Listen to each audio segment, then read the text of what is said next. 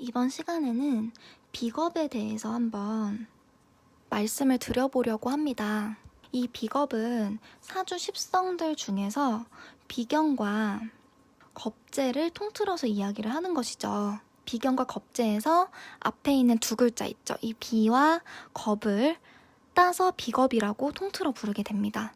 그런데 이 비겁에 대한 해석을 할 때 부정적으로 하시는 분들이 되게 많아요. 옛날부터 이러한 부정적인 해석이 계속 내려오다 보니까 저한테 질문을 정말 많이 하시더라고요. 사주에 비겁이 많은데 좋지 않은 사주 아닌가요? 라고 질문을 정말 많이 하세요. 그래서 그 질문을 들을 때마다 이 비겁에 대해서 영상을 제작을 해야겠다 이런 생각도 들었고, 시대가 많이 흘렀기 때문에 현대적인 해석을 해야 되는 부분도 있습니다. 그러면 이 비겁에 대해서 어떠한 부정적인 해석을 많이들 하시냐, 어떻게 말씀을 하시냐면 상당히 이제 이기적이기도 하고 고집이 정말 세다. 그리고 뭐 여자 사주에 비겁이 많게 되면 남자를 뭐 잡아먹는다. 이런 얘기를 들은 분도 있대요. 고집이 센 부분이 독불장군이다. 뭐 이렇게 표현을 하신 분들도 있을 거고. 상당히 그 비겁이 사주 안에 많게 되면 이렇게 안 좋은 해석과 더불어서 겁재까지 있게 되면은 재물을 뭐 탕진한다. 돈이 없다. 이런 식으로도 많이 말씀을 하시는 것 같아요. 그래서 이러한 부정적인 해석들을 이제 현대적으로 어떻게 좀 바꿔서 해석을 해야 되는지 알려드리도록 하겠습니다. 그래서 일단은 내 사주에 비겁이 많게 되잖아요. 그러면 신강하게 되겠죠. 이 비견은 나하고 기운이 똑같은 글자로 음양까지 같습니다. 반면 겁재는 나하고 기운은 똑같은데 음양은 달라요. 예를 들어서 내가 갑일간이다. 그러면 비견이 되는 거는 인 있죠. 지지에 예를 들어서 갑목은 목기운의 양, 임목도 목기운의 양이기 때문에 이 임목이 일간인 갑목을 기준으로 해서 비견이 됩니다. 겁재는 어떻게 보는 거냐면 예를 들어 갑일간이에요. 갑일간이면 겁재는 월지에 이렇게 묘목이 있다. 을묘라고 볼게요. 그러면 을목 자체도 똑같이 목기운이죠. 묘목도 목기운이에요. 그러면 이 을묘, 을자와 묘자는 비견과 겁재 둘 중에 하나가 되겠구나 이렇게 생각을 하시면 되고, 을목과 묘목 모두 양음 중에 음에 해당되는 글자가 됩니다. 그래서 이 갑목 일간을 기준으로 을목도 겁재, 이 묘목도 겁재가 되는 거예요. 그래서 비견과 겁재에 대해서 기운과 음양을 기준으로 어떻게 구분을 하는지를 알려드렸고요. 사주 안에 이런 식으로 비겁이 많게 되면 내 자신의 힘이 강해지는 거기 때문에 신강하게 됩니다. 그 다음으로는 이 비겁의 의미에 대해서 한번 알아볼게요. 비겁에서 한자로 이 비는 견줄 비를 뜻해요. 따라서 나랑 입장이 동등한 사람 혹은 경쟁자, 이런 식으로 해석을 할 수가 있습니다. 또한 이 비겁 같은 경우는 나와 기운 자체가 똑같기 때문에 나 자신의 힘이라고 생각을 하시면 돼요. 그래서 비겁이 많은 분들이 나 자신의 힘이 그만큼 그러면 강하게 되는 거잖아요. 그러면 신강하게 돼요. 비율적으로. 그래서 예를 들어서 사주팔자 안에서 이 부분이 나 자신을 뜻하는 일간인데 나랑 똑같은 기운을 갖고 있는 글자들이, 내가 예를 들어서 수기운 일간을 가지고 태어났어요. 그러면 수기운이 이 자리, 이 자리, 이 자리, 그리고 이 자리까지 다 수기운이에요. 싹 다. 그러면 이 사주는 상당히 신강하게 되겠죠. 이 부분까지 한번 수기운이라고 볼게요. 그러면 극신강하게 되는 거예요. 신강한 사주 중에서도 극단적으로 신강하다. 그래서 극신강한 사주가 이렇게 됐는데, 그럼 이 사람은 그만큼 나 자신의 힘이 많게 되는 거예요. 왜냐면 나를 기준으로 이 비겁의 의미 자체가 나랑 입장이 동등한 사람이에요. 그래서 주변에 사람들도 많고 나와 동등한 생각을 가지고 있거나 목적이 동일한 사람들이 주변에 많은 거예요. 그러니까 당연히 내가 힘이 강해지게 되면서 신강해지죠. 따라서 이런 신강한 나 자신의 힘을 많이 가지고 있는 사람 같은 경우는 내가 내 능력을 사용해서 밀고 나가는 그런 직업 있죠. 그래서 예를 들어서 사업 아니면 예술을 하시는 분들도 많아요. 사주에 좀 식상이 발달이 되어 있고 하면 더 좋겠죠. 그래서 사업도 가능한 그런 사주예요. 사업을 하려면 참고로 좀 사주가 신강해야 됩니다. 그래야 내가 밀고 나가는 힘이 있기 때문에 무엇을 하든 간에. 그래서 사주 안에 비겁이 많다라고 해서 무조건 부정적인 해석을 하면 안 돼요. 왜냐면 사업도 할 수 있고 나 자신의 힘도 상당히 많기 때문에 주체성과 독립심도 상당합니다.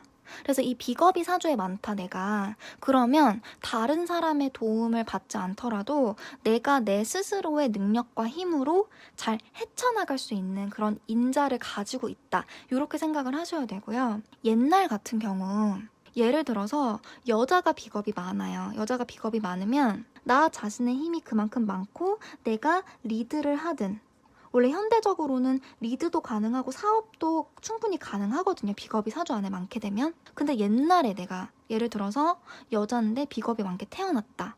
그러면 내 뜻대로 무언가 밀고 나가는 힘이 그만큼 강하기 때문에 예법이나 윗사람의 말을 그대로 지켜야 하는 옛날 환경에서는 안 좋게 해석을 할 수밖에 없었던 것이겠죠. 이러한 나 자신의 힘이 강한 부분, 즉 주체성과 독립심이 높은 이런 부분들이 옛날 사고방식이나 옛날 환경에서는 이기적이고 고집이 많고 독불장군이며 남자를 잡아먹는다 이런 식으로 해석이 된 것입니다. 그렇다면 비겁이 많았을 때 왜 재물을 탕진하고 돈이 없게 된다 이런 식으로 해석을 했냐. 그 비겁 자체의 의미로 돌아가서 생각을 해봐야 되는데요.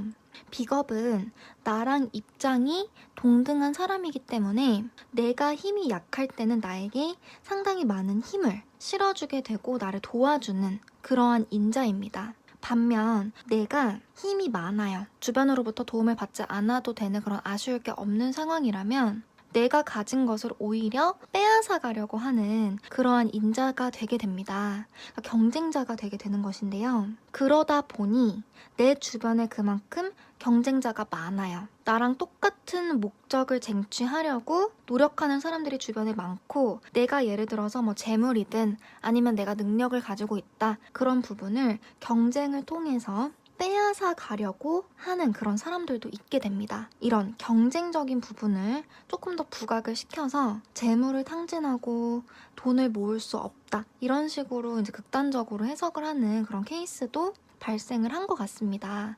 특히 이 재물 같은 부분은 사주 안에 겁재가 많을 때 그렇게 해석을 했는데요. 겁재가 많거나 사주 안에 겁재가 있을 때 재물 글자의 위치나 분포에 의해서도 상당히 통변을 달리해야 되는 부분이 많아요. 통변이 상당히 달라지기 때문에 그 부분은 제가 나중에 영상으로 제작을 할 거고요. 사주에 겁재를 좀 많이 갖고 계신 분들은 제가 앞으로 제작하게 되는 그 영상을 보시면 도움이 많이 될 거예요. 의미를 조금 더 연장해서 살펴보도록 하겠습니다. 비겁의 의미 자체가 나랑 입장이 동등한 사람 경쟁자이다 보니 내 주변에 일단은 기본적으로 사람이 정말 많고 그 인간관계에서 기본적으로 사람이 많은 거는 어떠한 환경을 통해서라도 벌어질 수 있지만 그 인간관계적인 모습에 있어서는 아예 사람들이랑 너무 잘 지내는 경우 내 거를 막 퍼줘요. 비겁이 많은 사람들은.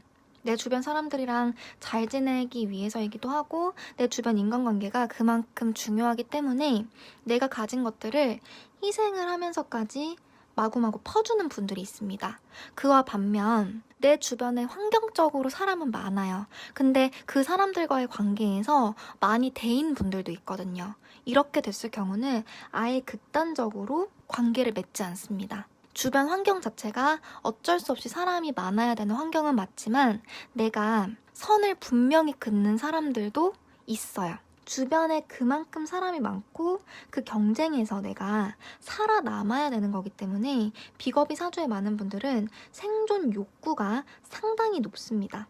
생존 욕구가 높다라는 것은 생존 본능도 높게 되는 것과 동일한데요. 따라서 내가 살고자 하는, 살아남고자 하는 욕구가 높기 때문에 나 자신의 능력을 개발하고 경쟁을 해서 승리해내는 그러한 사람들이 많습니다. 따라서 내가 능력을 개발하는 그 과정을 거쳐서 결과를 내고 이기는 그런 구조이기 때문에 남들이 가히 이룰 수 없는 큰 업적을 이루는 분들도 상당히 많아요.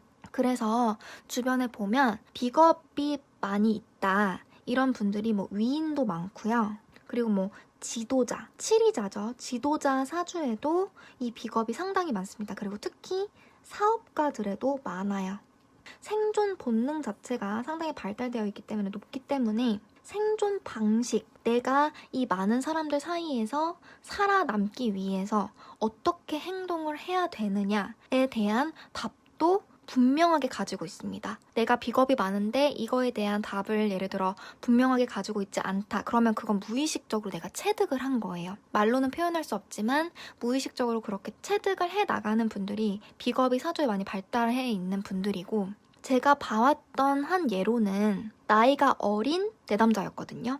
사주에 비겁이 되게 많았어요. 비겁이 많았는데 환경적으로 다른 사람들한테 약간 동정을 살 수 있는 그런 환경이었거든요. 환경 자체가. 그래서 그 어린 내담자분은 내 주변 사람들을 경쟁자로 만들지 않고요. 나의 그런 뭔가 안쓰럽고 동정심이 유발되는 환경을 최대한 어필을 해서 주변 사람들이 나한테 호의적으로 도와줄 수 있게끔 그렇게 해서 살아남는 그런 케이스도 봤고, 아니면 내 힘과 권력과 카리스마를 이용해서 내 주변 사람들을 적절하게 제어하고 누르는 그러한 방식으로 생존을 하기도 합니다. 그래서 방금 말씀드린 것처럼 이 비겁 다자, 그러니까 비겁이 태과한 그런 사주들은 사업가나 지도자한테 많은데요. 지도자한테 많다 보니까 아무래도 정치계 쪽에 속한 그런 사람들도 많겠죠. 그래서 이런 분들 같은 경우는 내가 속해 있는 그런 정치계나 사회 안에서 내가 어떻게 행동을 해야 민심을 얻을 수 있고 내가 또 어떻게 행동을 해야 살아남을 수 있는지를 정말 빠삭하게 알고 있는 분들이라고 생각이 듭니다. 그리고 사주에 비겁이 많게 되면요, 비율적으로 나머지 10성인 재성이나 관성 같은 경우는 비율이 줄어들어요. 이 재관 같은 경우는 상당히 현실적인 인자입니다. 현실적이에요. 재성은 쉽게 얘기해서 그냥 물질이라고 생각을 하시면 돼요. 돈이에요, 돈. 돈이고, 이 관성은 사회적인 지위이자 명예이기 때문에 상당히 현실적인 그런 인자들입니다. 그런데 비겁이 사주에 많게 되면 이러한 현실적인 인자들의 비중은 줄어들 수밖에 없어요. 그래서 비겁이 사주에 많게 되면 상당히 순수합니다.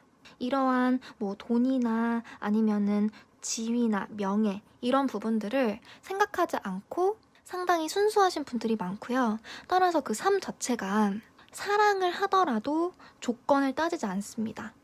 조건도 따지지 않고 상당히 순수한 그 정말 순도가 높은 감정으로 사랑을 하시는 분들이에요. 똑같은 사랑을 하더라도.